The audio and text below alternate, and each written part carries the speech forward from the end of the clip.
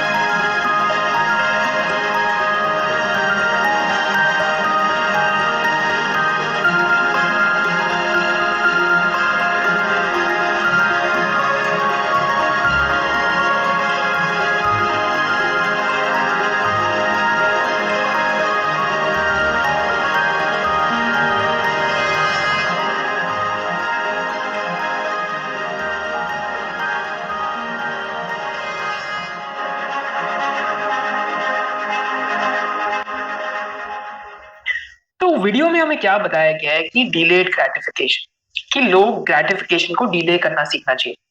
तो एक्चुअली में ये जो स्टैनफोर्ड यूनिवर्सिटी है उसके अंदर ये केस स्टडी हुई थी कि जो बच्चे मार्शमेलो उसी टाइम पे खा रहे थे, जो वेट नहीं कर पा रहे थे, तो they were not able to delay gratification. Whereas जो बच्चे वेट कर पा रहे थे तो उनको एक मार्शमेलो और मिल रहा था।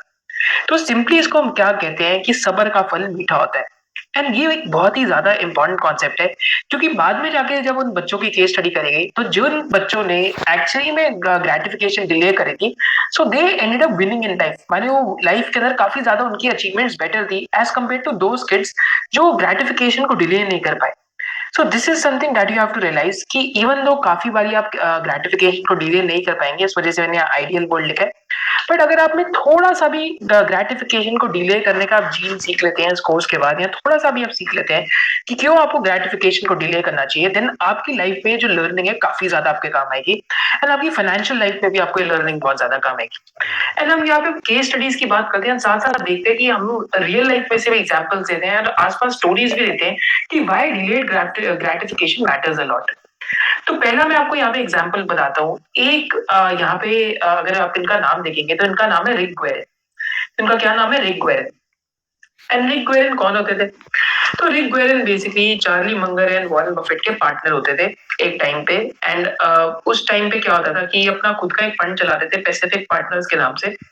एंड चार्ली मंगर और वॉरेन बफेट जो लाइक आई थिंक इन्वेस्टिंग की दुनिया में these are two of the greatest of the investors. तो यहाँ पे ब्लू चिप स्टैम्प्स करके इनकी एक कंपनी थी जिसमें कंट्रोलिंग इंटरेस्ट इन्होंने अक्वायर करा था। माने ब्लू चिप स्टैम्प्स में कंट्रोलिंग स्टेक ये लोगों ने अक्वायर करा था। रिक वेरेन जब खुद की इन्वेस्टिंग करते थे तो उस टाइम पे एक फंड चलाते थे, एंड उस फंड में अगर आप गेन देखते तो ऑलमोस्ट 23% की कंपाउंडिंग हुई थी। तो कंपाउंडिंग में आप टेंशन ना लीजिए, हम आगे जाकर कंपाउंडिंग भी सीखेंगे, आप फॉर्मूलाज कैसे निकाल सकते हैं कि कंपाउंडिंग होती क्या है। तो यहाँ पे 23% के आसपास इन्होंने कंपाउंड करा था अपनी वेल्थ को।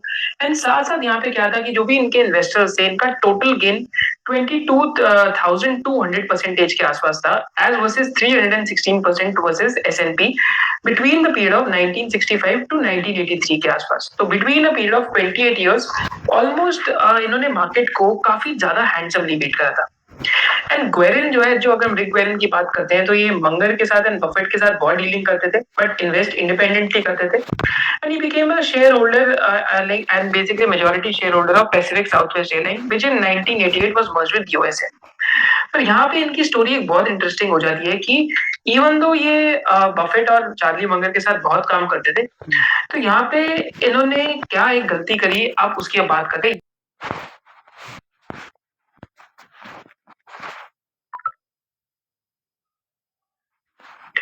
रिक ग्वेरिन आज शायद से उतने ही स्मार्ट हैं जितने चार्ली मंगर और वॉरेन बफेट खुद स्मार्ट हैं। But Rick ग्वेरिन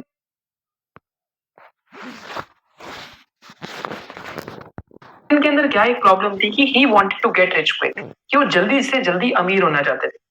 so this is why उन्होंने क्या करा, बहुत ज्यादा डेट ली, बहुत ज्यादा लेवरेज ली, एंड इस लेवरेज को लेके उन्होंने स्टॉक मार्केट में इन्वेस्ट करा। अब क्योंकि मार्केट का नेचर ही वॉलेटाइल है, कभी मार्केट ऊपर जाती है, कभी मार्केट नीचे जाती है, तो इस टाइम पे 1970s में मार्केट क्रैश हुई एंड इसकी वजह से Rick Guerin was forced to sell all of his Berkshire Hathaway stock to Buffett at $40 per share. माने $40 पर शेयर पे उन्हें अपना बर्कशायर हैथवे, जो वॉरेन बफेट और चार्ली मगर की कंपनी है, उसका स्टॉक बेचना पड़ा।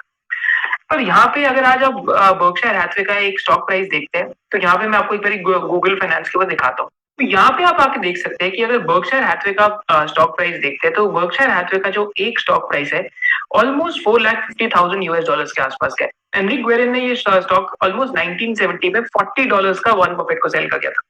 तो वैसे $455 से आप देख सकते हैं, तो वहां से I think it's been more than 1000 barrel. But this is why delayed gratification का जीन आपके अंदर आपको लाइफ में काफी जगह से बचाएगा। एंड स्पेशली अगर मैं अपनी लाइफ की बात करूं, तो जहां जहां मैंने लाइफ के अंदर इंस्टेंट ग्रेटिफिकेशन में देखा है, तो वहां वहां मैंने ये चीज देखी है कि मेरा लॉस ही हुआ है। एंड इंस्टेंट ग्रेटिफिकेशन के चक्कर में पर्सनली ऑल्सो मैंने वो स्टेप्स लिए जो मेरे को नहीं लेने चाहिए थे। बट ओवर द इयर्स जैसे जैसे एज भी बढ़ती है, जैसे जैसे आप कहते हैं कि आपकी विजडम भी बढ़ती है, देन यू स्टार्ट रियलाइजिंग कि delayed gratification is what matters the most. हम एक बार अब इंडियन कॉन्टेक्स्ट के अंदर भी और स्टोरीज देखते हैं कि क्यों डिलेड ग्रेटिफिकेशन इतनी इंपॉर्टेंट चीज है। तो यहाँ पे हम फर्स्ट इंडियन एग्जाम्पल देखते हैं। So that is between mister Radha Krishna Damani and Kishore Bihari. तो अगर आप राधा कृष्ण दमानी एंड किशोर बिहारी का एग्जाम्पल देखते हैं, तो राधा कृष्ण दमानी का एक यहाँ पे राधा कृष्ण दमानी प्रमोटर है कंपनी के जिसका नाम है डीमार्ट। एंड साथ साथ जो किशोर बियानी है एक कंपनी के प्रमोटर है जिसका नाम है फ्यूचर ग्रुप। तो फ्यूचर ग्रुप का क्या आता है? फ्यूचर ग्रुप का एक ब्रांड है by the name of big बाजार। अगर आपने बिग बाजार में कभी भी जाके शॉपिंग करी है, कोई भी किराने का सामान लिया है, तो that is an example of big बाजार जो फ्यूचर रिटेल ओन करता है। एंड फ्यूचर ग्रुप में बहुत सारे बिजनेसेस थे। इनका पैकेजिंग का भी बिजनेस था, एफएमसीजी का भी बिजनेस था, एंड ऐसी तरीके तरह तरह के बिजनेस थे। सिमिलरली यहाँ पे जो मिस्टर राधा कृष्ण दमानी है, इनका बिजनेस का नाम डीमार्ट है। एंड डीमार्ट एक बहुत ही फेमस वैल्यू रिटेलर है। तो डीमार्ट क्या करते हैं कि एवरीडे लो प्राइसेस और एवरीडे लो वैल्यू की everyday value and everyday low prices की एक स्ट्रेटजी फॉलो करते हैं। दैट इज ईडीएलपी के आसपास की एक इनकी स्ट्रेटजी है, एवरीडे लो प्राइसेस। एंड यहाँ पे आप एक बहुत इंटरेस्टिंग चीज आपको मिलेगी कि जो राधा कृष्ण दमानी है, तो जब इन्होंने फर्स्ट स्टोर लगाया था डीमार्ट का, तो इनके जो आसपास के दोस्त हैं, क्योंकि किराने की दुकान थी, तो इनके आसपास के जो दोस्त हैं जो इन्वेस्टिंग करते थे, वो इनका मजाक उड़ाए थे, ये तूने क्या किराने की दुकान लगा दी। एंड पहले 10 इयर्स के लिए डीमार्ट की सिर्फ 8 ही दुकानें थी। डीमार्ट के सिर्फ 8 ही स्टोर थे पहले 10 इयर्स के लिए। तो मानिए आप सोच सकते हैं कि फर्स्ट 10 इयर्स में ओनली 8 स्टोर्स डीमार्ट के। एंड ऐसा क्यों था? क्योंकि राधा कृष्ण दमानी एक ही चीज बार बार बोलते थे अपने एम्प्लॉइज को, अपनी टॉप मैनेजमेंट को, कि पहले बिजनेस मॉडल को राइट करो, उसके बाद जो बिजनेस मॉडल का ही पैसा है उसी से स्केल करेंगे। माने सपोज करते हैं अगर आज एक डीमार्ट का स्टोर पंजाबी बाग में खुलता है, एंड आज एक वो जो डीमार्ट का स्टोर है वहां से अगर 1 करोड़ की सेल करता है, एंड सालाना ऑलमोस्ट सपोज करते हैं 60-70 करोड़ की सेल करता है, एंड वहां से 2-3 लाख रुपीज कमाता है।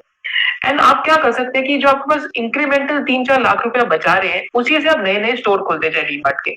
तो इसको हम फाइनेंस की दुनिया में इंटरनल अक्रूवल्स भी कहते हैं। तो डीमार्ट का बिजनेस मॉडल यही था कि पहले बिजनेस मॉडल को सही करो और फिर जो पैसा आ रहा है उससे इंटरनल अक्रूवल के थ्रू नए नए स्टोर खोलते जाओ, बहुत ज्यादा कर्जे पे डिपेंडेंट ना रहो, एक वैल्यू प्रोपोजिशन अपना क्लियर रखो, that is everyday low prices everyday value.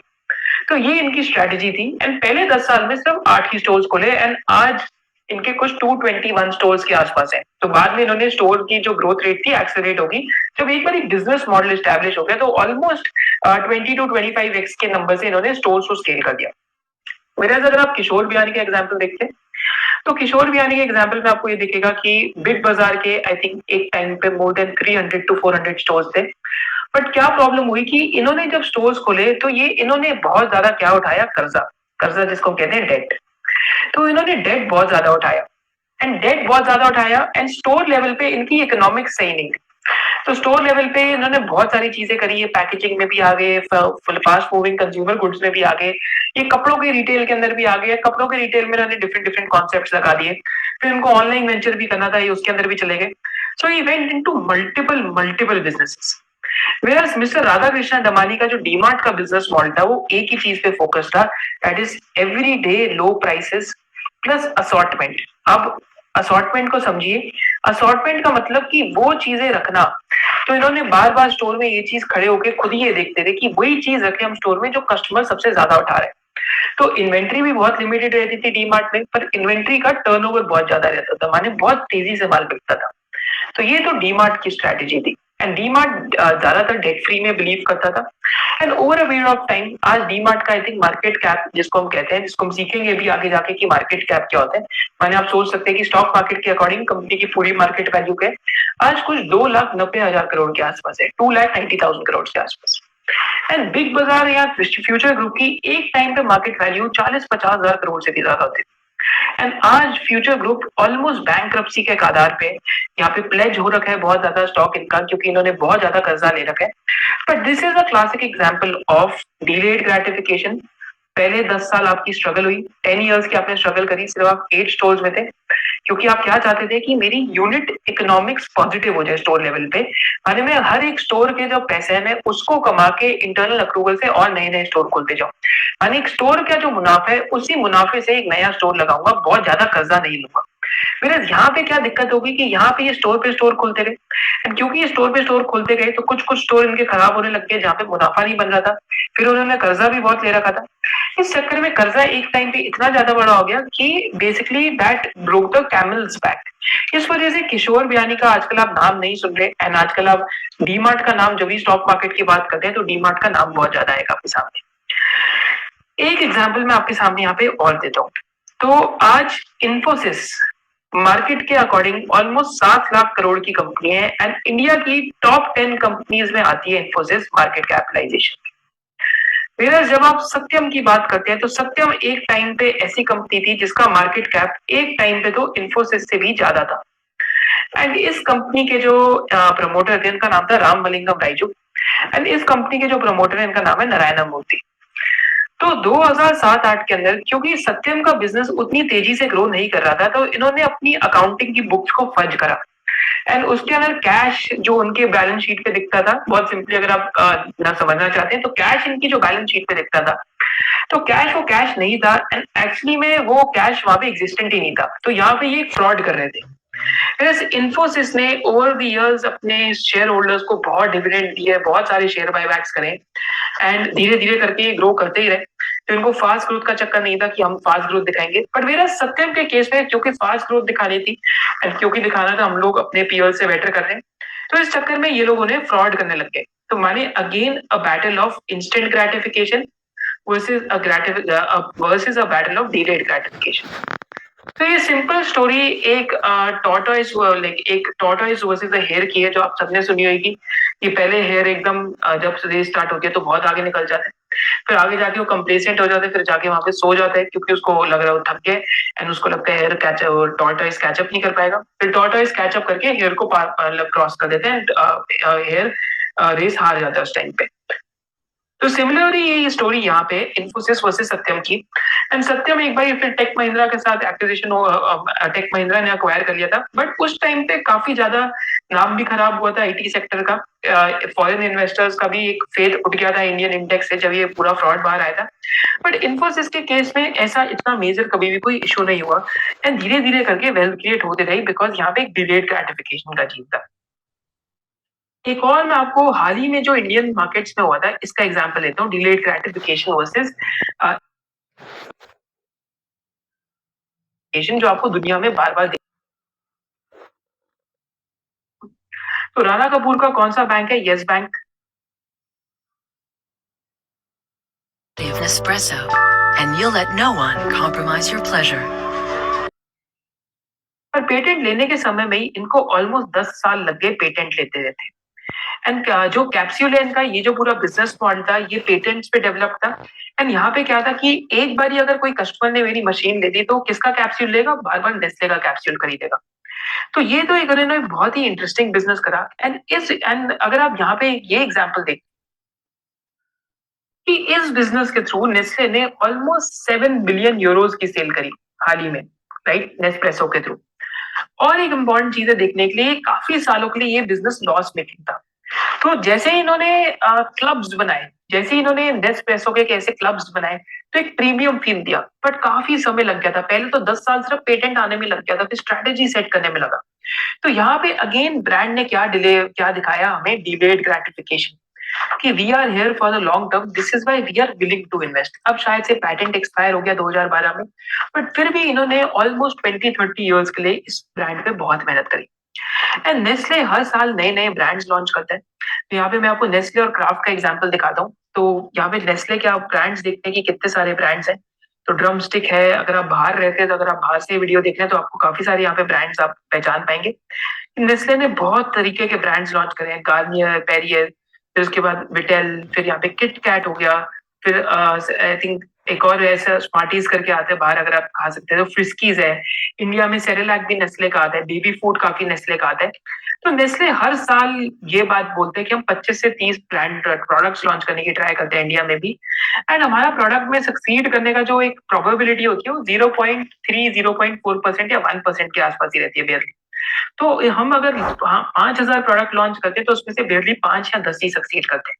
पर ये हमें क्या दिखाता है कि आपकी ओनर ओरिएंटेशन है और आपका दिमाग है कि आप डिलेड ग्रेटिफिकेशन में, कि आप अच्छा, आप शेयर होल्डर्स और सबके लिए अच्छा करना चाहते हैं, इसलिए आप इन्वेस्ट कर रहे हैं ब्रांड में बार बार। फिर यहाँ पे अगर आप एक और ब्रांड का एग्जाम्पल लेंगे तो इस ब्रांड का नाम है हेंस। एंड ये क्राफ्ट हेंस का ओन्ड ब्रांड है। तो क्राफ्ट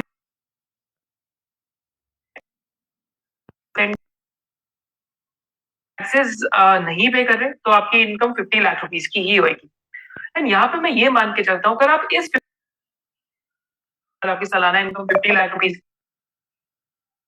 जो प्रोडक्ट्स लॉन्च कर रहे हैं जर्नी में से, कि क्यों टैक्स पे करना इंपॉर्टेंट है, क्यों अगर आप टैक्स पे करेंगे तो आपके लिए ज्यादा अच्छा रहेगा, एंड क्यों अगर आप टैक्स नहीं पे करते तो अगेन फिर इंस्टेंट ग्रेटिफिकेशन और डिलेड ग्रेटिफिकेशन की बेट हो जाती है। तो अब हम यहाँ पे एक बार एग्जाम्पल देखते हैं, अगर आप टैक्सेस नहीं पे कर रहे हो और आप टैक्सेस पे कर रहे हैं तो उसमें कितना फर्क आ जाता है।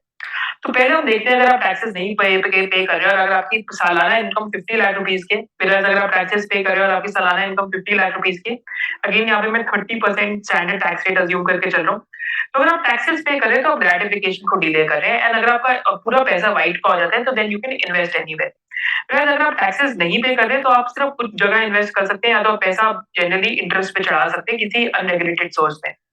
तो यहाँ पे एग्जाम्पल लेते हैं, अगर इनकम 50 लाख रुपीस की है, यहाँ पे भी इनकम 50 लाख रुपीस की है, एंड 30% अगर आप टैक्स देते हैं तो भी मैं डेसिमल पॉइंट्स में नहीं जा रहा, तो आपकी सालाना income 35 lakh rupees post taxes हो जाएगी, जहां पे आप ग्रेटिफिकेशन को डिले कर रहे हैं।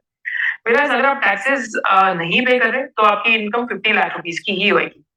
एंड यहाँ पे मैं ये मान के चलता हूँ, अगर आप इस 50 लाख रुपीस को अगर 8% रेट ऑफ इंटरेस्ट पे लगा दें, क्योंकि अनरेगुलेटेड में जाएंगे आप, किसी को ब्याज पे चढ़ाएंगे, किसी फ्रेंड एंड फैमिली को 15-20% पे भी लोग चढ़ाते हैं, बट काफी बारी पैसे डूब जाते हैं, तो एक वो रिस्क भी है। अगर आप 15-20% पे जाते हैं तो पैसे डूबने का चांस है, बट अज्यूमिंग अगर आप 8% पे लगाते हैं, फिर यहाँ पे अगर आप निफ्टी या फिर किसी अच्छे म्यूचुअल फंड पे 14% पे डाल देते हैं पैसा पोस्ट टैक्सेस, तो एक बार फाइनल अमाउंट देखते हैं कितना पड़ेगा। तो पहले हम 14% के हिसाब से करते हैं, तो is equal to future value, आपको टाइम वैल्यू ऑफ मनी में पूरा अच्छे से सिखाऊंगा। तो रेट कितना है 14%, नंबर ऑफ पीरियड्स कितने हैं 15 साल अगर हम लगा के रखते हैं। पेमेंट कितनी है, पेमेंट मेरी 1 पेमेंट के आसपास मैं कर रहा हूँ, तो 1 पेमेंट मैं ले सकता हूँ या तो, बट आई थिंक पेमेंट यहाँ पे हम 0 डालेंगे, क्योंकि मैं हर साल के एंड में 15 पेमेंट नहीं, यहाँ पे मैं एक सिंगल पेमेंट कर रहा हूँ। आज प्रेजेंट वैल्यू में कितनी कर रहा हूँ, तो आज के दिन में डाल रहा हूँ यहाँ पे 35 लाख रुपीज। तो आज के दिन में मैं यहाँ पे कितने डाल रहा हूँ 35 लाख रुपीज। तो आज के दिन में मैं कितने डाल रहा हूँ 35 लाख रुपीज, मेरे को अभी अभी सैलरी पोस्ट टैक्सेस सब कुछ मिला है। तो यहाँ पे अगर आप देखेंगे तो आपका 2.5 करोड़ के आसपास अमाउंट बन जाएगा। Whereas अगर आप देखते हैं जहां पे आप टैक्सेस नहीं देते, जहां पे आप टैक्सेस नहीं देते, तो अगर मैं फ्यूचर वैल्यू करूं तो यहाँ पे अगर मैं 8% सिंपली डालूं, नंबर ऑफ पीरियड फिर 15 डालूं, पर मंथ या फिर पर पीरियड में पेमेंट नहीं डाल रहा, पेमेंट में एक ही बार ही दे रहा हूँ। सब सपोज करते हैं आज मैं प्रेजेंट वैल्यू में यहाँ पे 50 लाख रुपए डाल देता हूँ, तो यहाँ पे अगर आप देखेंगे तो सिंपली आपके पास जो एग्जाम्पल आएगा, सिंपली आपके पास जो यहाँ पे आंसर आएगा वो आएगा ऑलमोस्ट 1.58 करोड़ का। तो ये है पावर ग्रेटिफिकेशन को डिले करने की। एक चीज, कोई टैक्स का भी इशू नहीं रहेगा, कोई सर पे टेंशन भी नहीं है, टैक्सेस आप अच्छे से दे रहे हैं, एंड साथ साथ आप ग्रेटिफिकेशन को भी डिले कर पा रहे हैं। This is why paying taxes is actually delaying gratification as compare to not paying taxes. Time value of money मैं आपको कोर्स के अंदर और सिखाऊंगा। And just to conclude the session, हम यहाँ पे चार्ली मंगल की वीडियो देखते हैं, तो इससे आपको पता लग जाएगा कि one of the most important trades for investing is delayed gratification. I've been working in the financial services industry for the past 5 years. And one of the things that has surprised me is how many of my peers in the industry have set out the market over the last 5 years. holding cash in anticipation of a market downturn. And I would think, given that we're in our late 20s and we've accumulated savings and have what's hopefully a multi-decade runway ahead of us, the right thing to do would be to start investing now. And my question is, first, do you agree with this assessment? And if so, how would you convince your friends to start investing? Thank you. Well, it's obvious that deferred gratifiers do better over the long pull than these impulsive children that have to spend money on Rolex watches and other folly. And not that I'm picking Rolexes any worse than Patek Philippe or something. But